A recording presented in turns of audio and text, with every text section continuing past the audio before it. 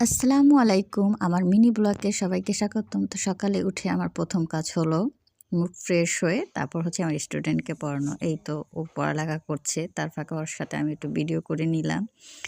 He is a good student. And তারপর চোখে পড়ল বাইরের আবহাওয়া। সেটাও অনেক সুন্দর।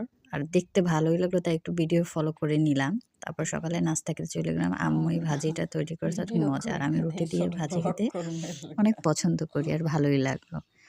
আর রোদটা তো সেই রকম মজা। আর মজার জিনিস আসলে খেতে তো মজাই লাগবে। সেটার কথা না বললেই নয়। তারপর চলে গেলাম দুপুরের মেনুতে। দুপুরের মেনুতে হচ্ছে আমাদের মাছ ভাজা। তাও মাটির চুলায় রান্নাটা আসলে কিন্তু অনেক মজাদারই হয়। আর সেটা বাস্তবতা। তারপর আবার বিকেলে আবার সেই রুটিন আমার স্টুডেন্ট অনেক মনোযোগ দিয়ে অঙ্ক করতেছে। তার ফাঁকে আমি একটু করে নিলাম।